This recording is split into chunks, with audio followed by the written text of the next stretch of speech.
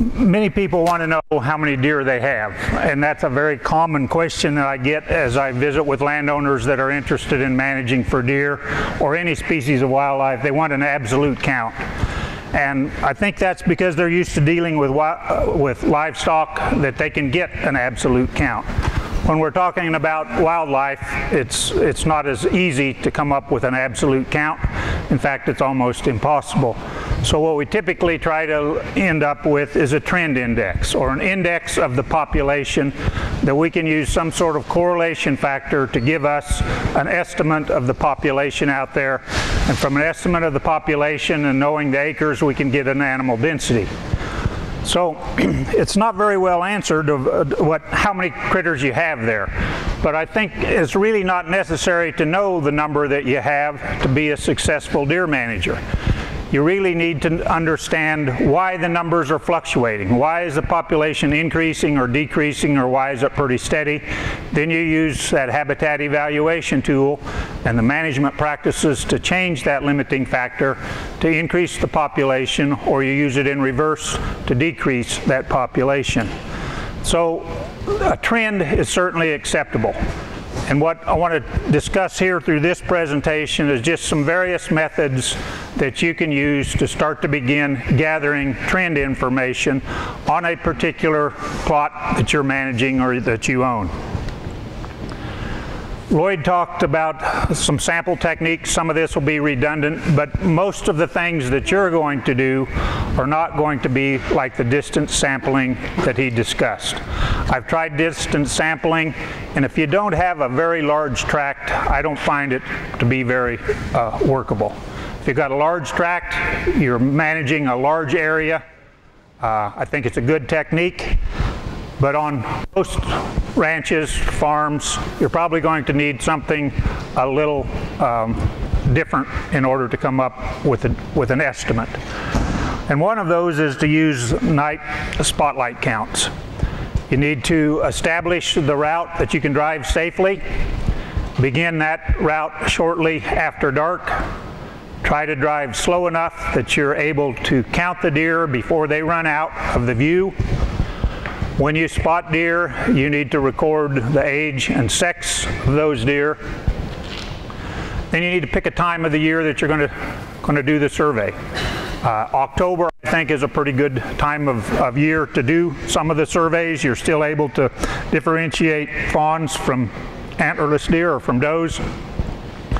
Run the route 3 or 4 times, come up with an average of those numbers that you observe. Record the miles that are driven, establish the trend index. In this case is the deer that are observed per mile.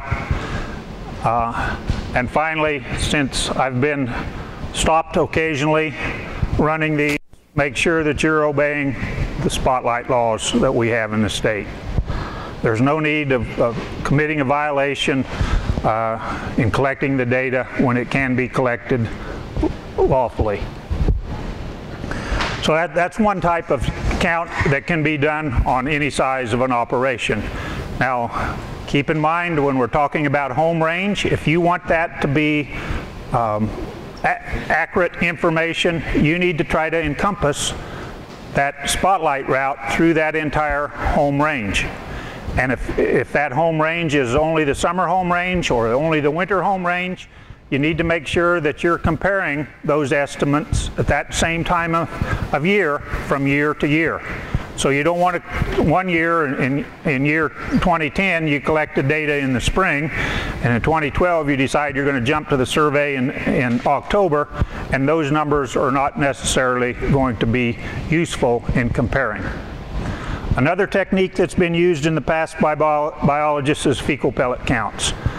I've found that it's kind of labor intensive, and I don't find as good estimates with the use of this type of technique. But it's out there, it's published, and it's another technique to give you a trend index. You establish permanent transects that bisect your land. Along each one of those transect lines across the property, then you establish some sample plots, usually 10 to 50 feet in size, so you end up with a site that's about 50 or 500 square feet. You mark those plots with a permanent marker. It can be a GPS, it can be a steel T-post, it can be a cinder block that's got a number painted on it. Within each of those 500 square feet areas, you remove all the fecal pellets that are there. You come back 2 weeks later and you recount those pellet groups. And the index in this case, again, is the number of pellet groups that you find per transect. You can conduct that survey in late February to get a pre-fawn estimate, or you can do it at other times of the year, but when you're trying to compare year to year, you want to make sure that it's done at similar times in the year. Another survey technique has been track counts. It's a little bit more work, but you can disc or rototill a long narrow strip of ground, usually about 10 feet wide, along the length of the property, or it can bisect the property. 24 hours later, you walk through that, you count the number of deer that have walked through that strip. You need to follow those tracks so that they don't just bisect back and forth. You want to complete in and out so that you don't do double counting. You can get a sort of an estimate of by track size. Again, you need to repeat it at least 3 times. And the index in this case, again, is going to be the deer per linear mile. So those are 3 samples of ways to collect data, to survey, to come up with trends. Or one that I find most frequently is observational data. But unfortunately, most people tell me, well, I think I saw more last year, or I got more deer this year than I had last year, and I think I got twice as many as I had in 2003, and they don't have records of it. And if they're like me, I realize that memory is not as good as it should be. And I think if you're trying to use this in an accurate manner, if it isn't written down, it's really not worth considering.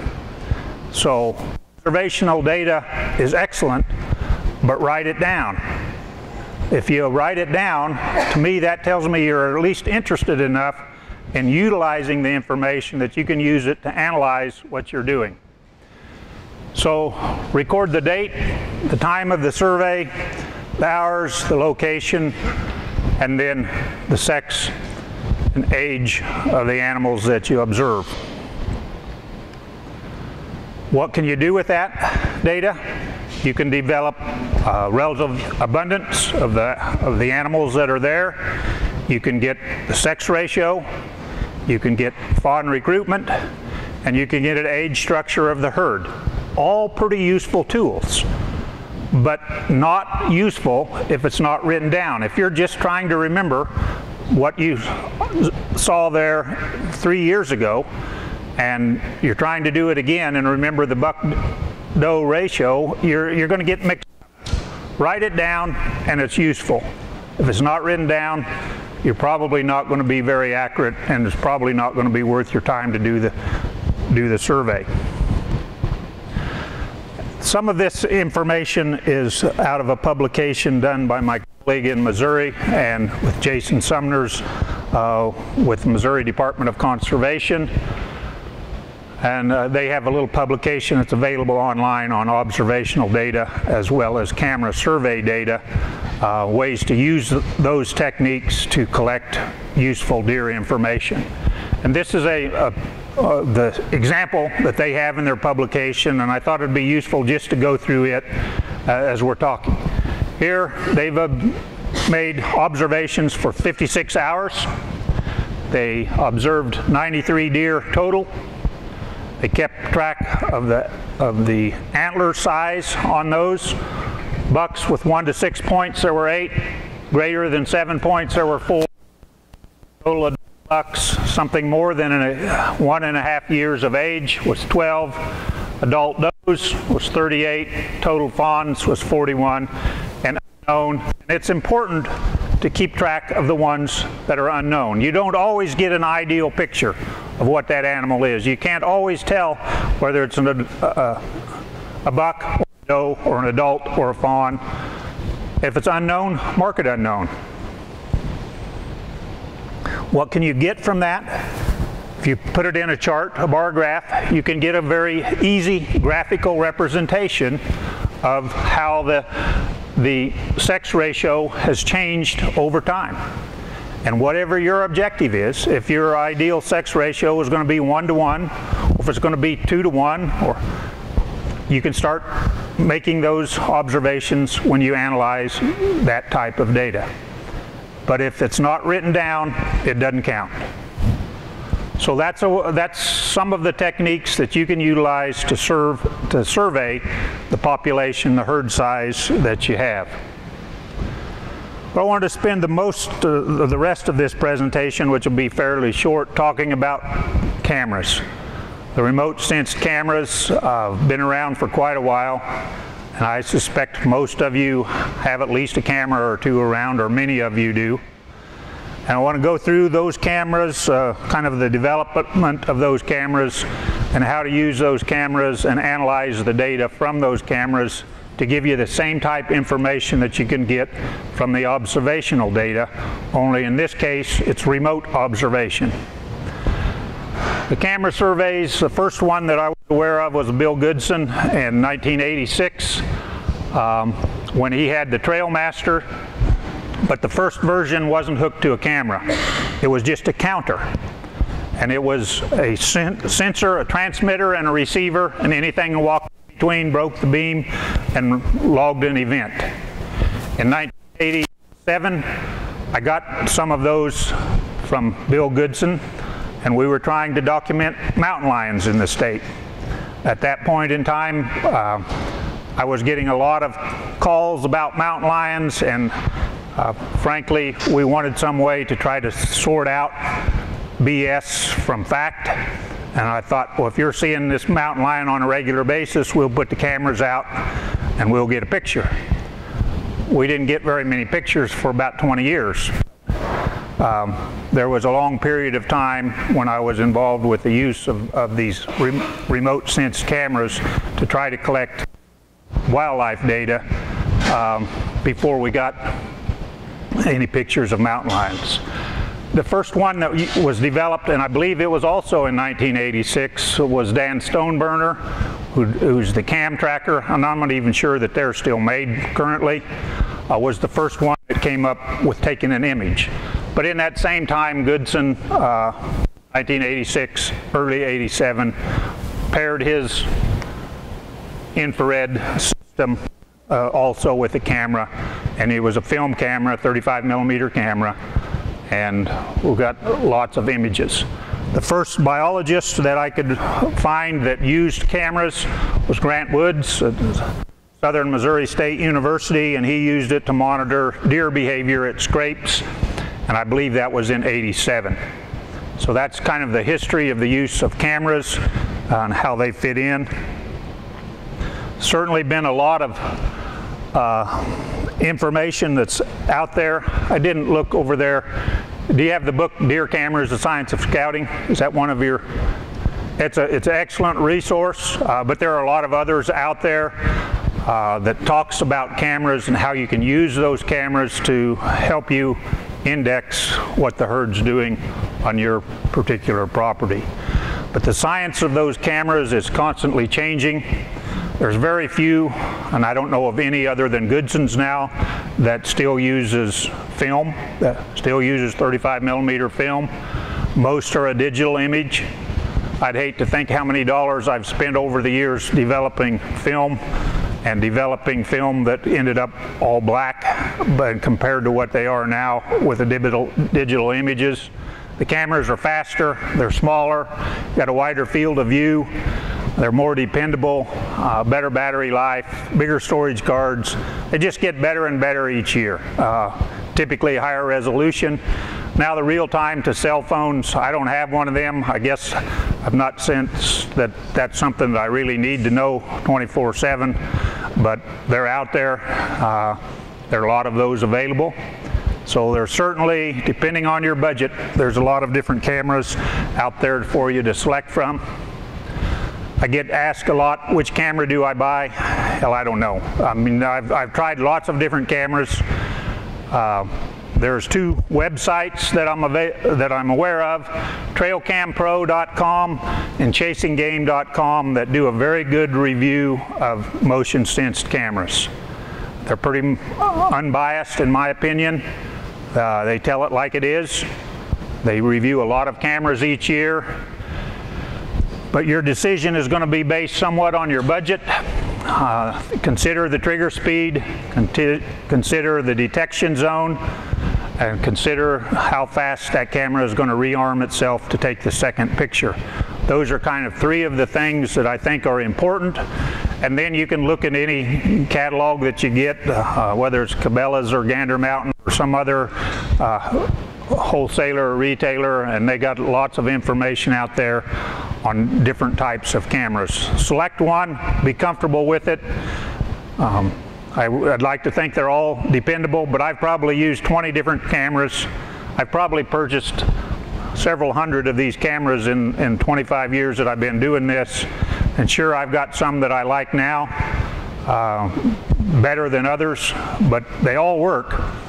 Some are a little more dependable than others, and certainly some of the newer version are very good, high quality cameras. So I don't care which one you buy one, make sure you're comfortable with how it works, how you set it up, put it in the right location. Well, how do you use that particular camera to collect that information that you need? The first study, which was published, was Harry Jacobson, and after visiting with Grant Woods about his use of the cam trackers, they set out to use cameras to try to index deer populations. The study was published in '97, infrared triggered cameras for censusing white-tailed deer, published in Wildlife Society Bulletin, and basically outlines this process. I'd like to see one camera per 100 acres. Again, that can be variable, but this was the study. Bait those cameras. They suggested 50 pounds of corn 1 week prior to the survey so that you can get deer coming to that particular area. Keep bait available throughout the survey time period. Set up the cameras from a 1 to a 10-minute delay. Use the highest resolution possible. Face the camera north or south so that you avoid unuseful triggers caused by sun reflection. Set the camera on a post or a solid object at least eye level, 30 inches tall. Keep the camera 12 to 15 feet from the bait so that the deer or the object is within view of the camera. Then run the cameras 24 hours a day for a 2-week time frame. And with that survey, I think they were considering that they could get over 90% of the deer, including the antlered deer, on those sites following that type of a protocol. In 2 weeks, they thought they could get a picture of every deer there. So since then, there's been modifications of this, but this is a very common accepted technique that's within the budget of most folks. The cameras are from, I suppose you can buy a camera for 80 bucks up to several thousand. Now, you can get a very high quality camera for $200 or $300. You can get acceptable cameras for $150. Then you need to analyze the data. You got a lot of pictures. What do you do with all of those images? Some of them will be nothing. Some of them will be a weed. Some of them will be a twig that you didn't clip. There's a lot of trial and error in the use of the cameras and making sure that you have useful images. And it takes a little while before you learn to make yourself a checklist. So when you leave that camera station, you know that it's turned on, you know it has fresh batteries, you know that it has a new memory card in it or a cleared memory card in it. You know there's not a weed or a twig in front that's going to trigger the camera, and you come back and you got 1,000 images of the twig blowing back and forth and no deer. You want to make sure that you turned it on. I've been there in 20 years and I've got every one of those excuses I've had them. And when you're trying to do it for research, it really makes you realize what a screw up you are, because you went out there and you wasted a week Where if I was doing it observationally, I might have forgot my pencil the first day, but the next day I'd have probably remembered it. But it's a week before I go back to check the camera. So make sure that you use a little checklist and that you have everything set up just right. You want to record the bucks, the does, and the fawns that you find in the images. You want to make a separate file for the images of the bucks. And then the big task is try to differentiate the individual bucks that you have. What we're trying to do here is use a modified technique called the Jolly-Serber Index, or mark recapture, only in this case it's mark recite, so that we can figure out what percentage of the animals that are out there we've actually taken an image of. Lots of ways to accomplish that. There's some software to help you. Some of the camera companies provide software. It's also available for purchase, but it can also be done quite easily in a very manual method that I want to go through here that's outlined in the Missouri publication. In their particular situation, they had the camera set out for the 2-week period. This is the results in their example. It can be quite different than yours, but all you have to do is have a column just like this and write down the same information. The number of different bucks that they observed was 8. The total bucks they observed were 29. You recount, so every image you count the bucks. So in this one, they had 29. They had 79 does, they had 51 fawns. Now you want to determine the duck or the doe-buck ratio. So all you do is take the total does, 79, divided by the bucks, 29, and you get a doe-buck ratio. Fawn-buck ratio, the same thing. Divide total fawns by the total bucks, and the fawn-doe ratio, very similar. Okay, that's pretty straightforward, easy to do. Now we need to determine that population size. You're doing that by taking the different bucks times the doe-buck ratio. So there were 8 different bucks that were identified out of those 29. And you divide that by the doe-buck ratio, which was 2.72, and you end up with 22 for the population of does. Do the same thing with fawns, and you end up with 8 different bucks, which was a physical count. The doe population was a calculation. That's 22. The fawn is a calculation. That's 14. You can calculate your deer density. In this particular situation, they had 1,000 acres. They had 10 cameras. Divide it by their total population, which was a calculated figure for the does and the fawns, and an actual count for the bucks, which was 44. You divide that, and they get 22 deer per acre sampled. So it's fairly straightforward calculation, not difficult to do, but the difficulty sometimes is in coming up with figuring out which one of those bucks is different, and is he different enough that you can really calculate him. So again, you can come up with the percent here of bucks, does, and fawns by just taking the, you've got 44 as the population, you got 8 bucks, so 18% of that population there is bucks and 32% fawns in their particular example. This is a real-life example from a ranch south of here where I've been doing some work for 4 years trying to index deer, and I tried the spotlight survey technique. I run the spotlight surveys, I believe there was 4 nights or 5 nights on this particular ranch, about 4,000 acres. I think there were 6 miles of linear trail that I drove, and it wasn't a very good index. The particular country is bisected pretty heavily by steep ravines, a lot of cedar trees, and I wasn't getting a good count.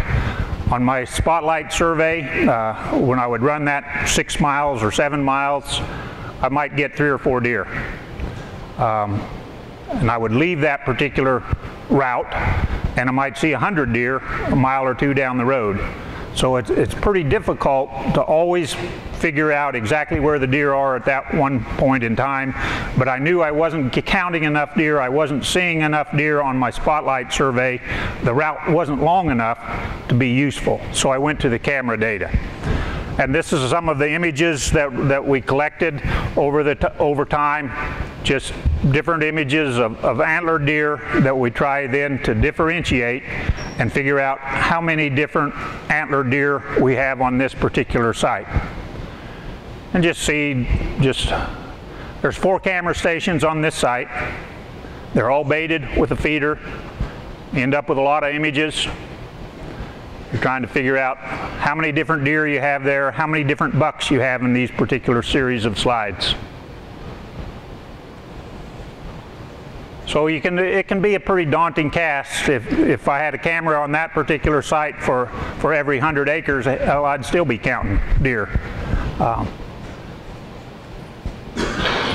Just a tremendous number of deer that's going to come to a feeder. Well, after you put all of those buck pictures in a file, then you have to start sorting through all of those and try to figure out how many different bucks there are. So those last 4 or 5 slides were all of the pictures from one camera in 1 year on that particular ranch, and now I try to figure out how many different bucks there were at that point in time. And this is kind of the first draft. I'd like to say that the project is completely done and I've analyzed all the data, but I haven't. I'm just kind of slow, and this is kind of the first attempt at some of this. So you can see my first cut. Sometimes I only saw an animal one time. Sometimes I had 6 or 8 different images of that same buck.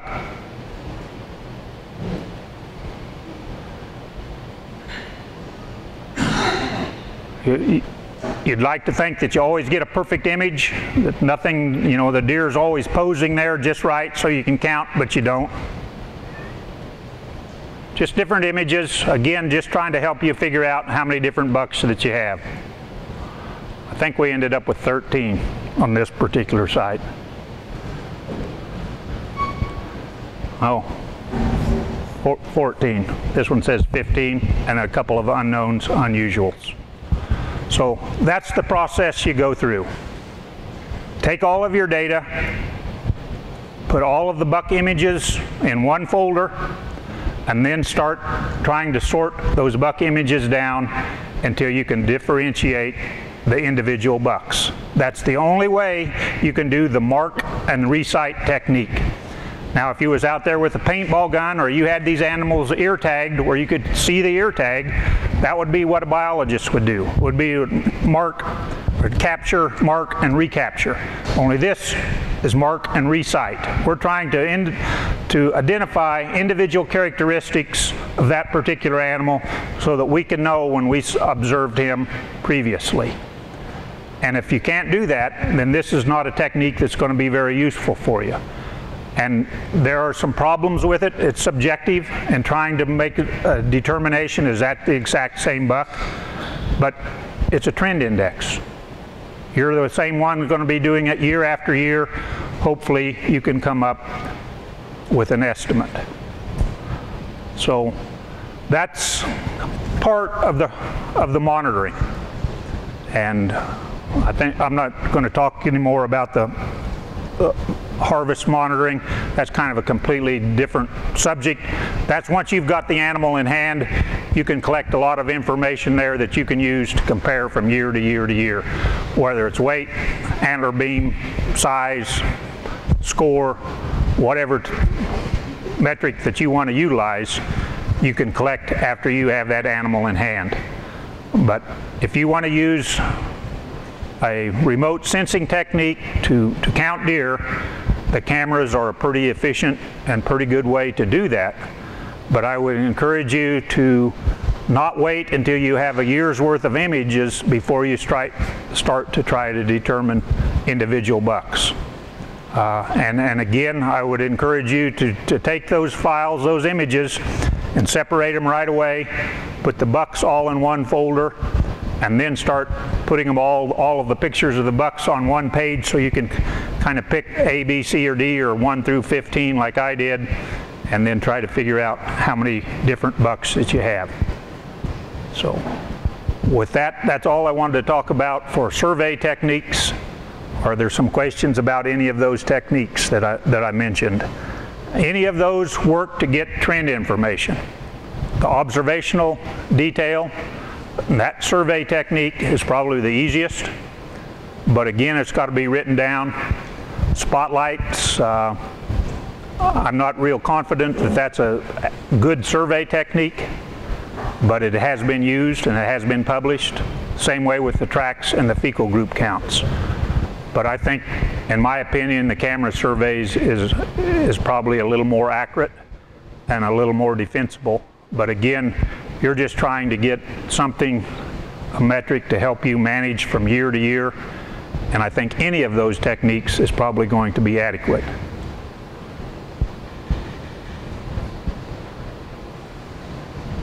Anything? Well, thank you.